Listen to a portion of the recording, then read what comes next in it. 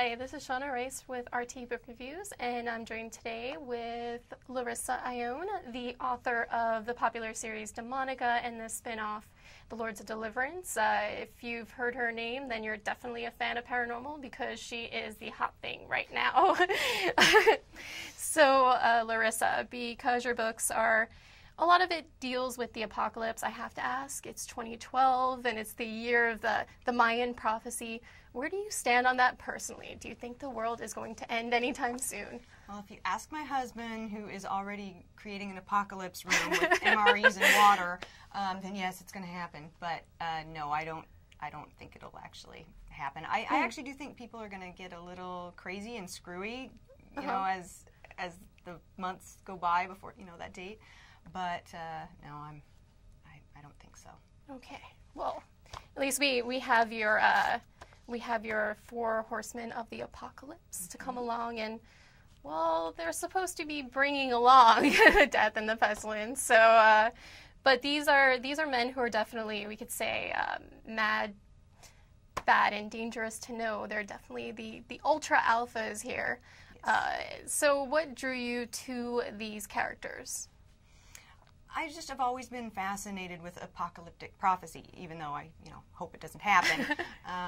And so the Four Horsemen have always kind of been in the back of my head, and nobody's really done them as heroes. They're always bad guys. And just like I did with the demons in the Demonica series, I wanted to make them, I want to do kind of a twist, make them good guys. So they're not exactly good, but, they're not horrible either, except Pestilence, whose seal broke and he became really horrible. But I think I just liked the idea of for people who wanted to be good, but they had a terrible prophecy in their future and were just trying to keep it from happening, because if their seals break, according to the Demonica, which is the demon Bible, they'd turn evil, and they really wanted that to not happen. So it was just fun playing with that conflict. It's definitely fun to read, and I need to correct myself here because one of the horsemen is actually a horsewoman. Yes. I have to say, for your characters, for these ultra alpha males, there's also this female character who could stand up to him, and they're definitely they're kind of heroes in their own right, because they're kicking ass and taking names right along next to these men. We've had angels who are women, and we've had a guardian and a healer. What is it about these what drew you to create these women who could stand up to these men? Do you think, because they're definitely not shrinking violets?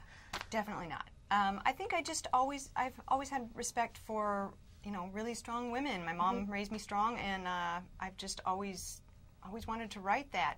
There's a place for, there's a place and a time to not be, kick ass and to show some vulnerability. But when I was creating the Four Horsemen, I knew that I had to have one of them be a female, and in order to make sure that she was super tough, I had her grow up in hell, and that made her bitter and hard, and so it was fun to watch her be able to stand up to her brothers and any man, really. And, it was nice to make those walls come down so that she could be with a guy. And yeah, so that I know, and what I personally really love about your stories is that while there's conflicts to the romance and for the two hero and heroine getting together, they also have their own personal demons, so to speak, to battle before they can actually become the person who is worthy enough, I guess, to be in that relationship. And for your next book that's coming out, Rogue Rider, you definitely see this. It follows along that same path, because the heroine had been attacked by demons, and she goes to a town to kind of escape, and there she runs into a man with no past, but who we later learn is actually the horseman Pestilence. And what happens there?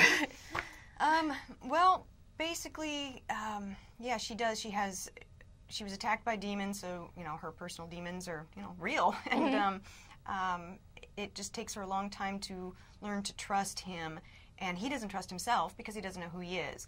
But he knows he's got some kind of demons too. He's just not quite thinking they were as bad as they are. You know, she's just sure he's not a serial killer or, you know. Well, that's always good to know. Yeah, I know. Drug dealer or something, but he's not so sure. And that's actually my first question on dates. I'm like, are you sure you're not a serial killer? You know, it's an important question. It's an important question to ask. It is. It is. And drug dealers next. Oh, okay. I'm putting that next on my list. Yeah, slave traders number 3. Okay. So, that they just, he's sure that he's something horrible, but he, you know, he doesn't know what. And when they finally find out who he is when his memory comes back, she's already learned that he's really a good guy, and but there's still, you know, he's half demon and he almost ended the world, and so there's quite the conflict there. Which always makes it a good read. So I'm definitely excited to read. Oh, good. I'm sure. Good. And we found out that you're going to be starting a new series based or focusing solely on vampires. I am. Is it going to be within the same demonical world, or are you going to be taking, what, really? Brand new. Brand new. Brand new world. Can you give us a little scoop? It is, it's set in kind of an alternate world, and the vampires in this series are the minority. Well, vampires are pretty much minority anyway, but they've been enslaved by humans. So humans basically think that vampires are, you know, nothing, worth nothing, and they want to keep them under control because vampires are dangerous, and the vampires are fighting for their freedom. They're free vampires, and then there's the enslaved vampires, and they're all just they're fighting for their very existence.